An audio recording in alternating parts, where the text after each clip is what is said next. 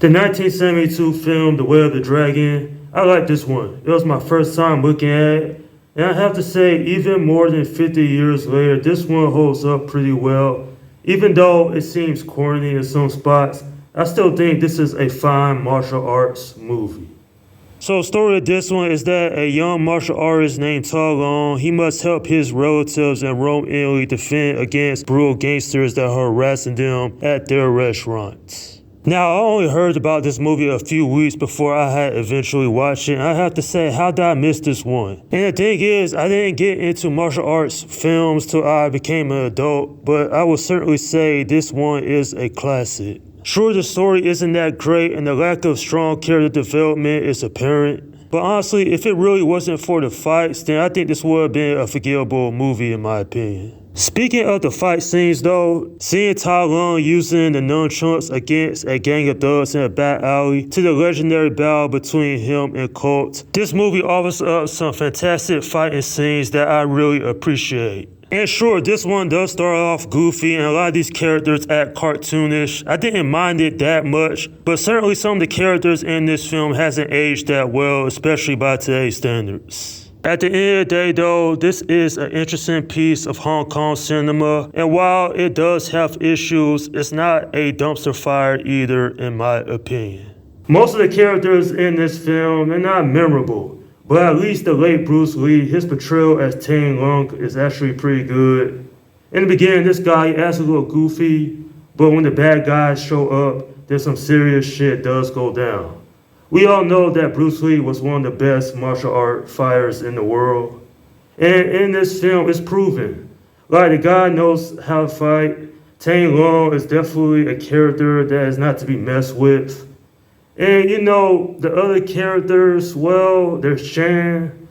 She's there. That's all I can really say about that. There is Uncle Wayne. He has his restaurant. He gets his relative Tang to help out against the bad guys. And then there's the staff. These 5 guys who works at the restaurant, their fighting skills is actually pretty good. They're not like the best fighters in the film, but they can hold their own. One of my complaints I have about this film is that Chuck Norris is not in it enough. Like Colt, he is an interesting character, but the problem is he doesn't show up till past the hour mark. And then to make matters worse, him and Tang Long don't fight each other till like the last 13 minutes of the movie. Like, I get this was Chuck Norris' first big movie role, but I wish he had more of a presence. He should have been the main villain, or at least one of the main henchmen that shows up in the film fighting Tang early on. But anyway, this movie is not great, at least not in my opinion. I still had an enjoyable time. The fight scenes are kick-ass, especially that final fight scene between Tang and Colt. It definitely is a highlight. The camera work, the fact that a cat is a spectator, and obviously when you put the music in it, it's definitely one of the best fight scenes in the movie. It's probably the best in my opinion.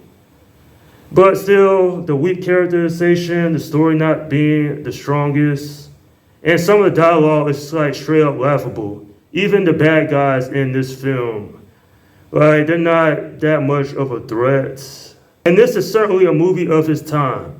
If this film were to come out today, a lot of people would laugh at it, and it'd probably get a lot of negative reviews. And certainly, while I wouldn't put this one over Enter the Dragon, which is actually one of my favorite martial arts films, at least this movie is interesting despite the flaws that it does have. I'm giving this film a 7 out of 10. Yeah, I find this one pretty decent, and despite those comedic moments being funny, I also find them a little over the top as well.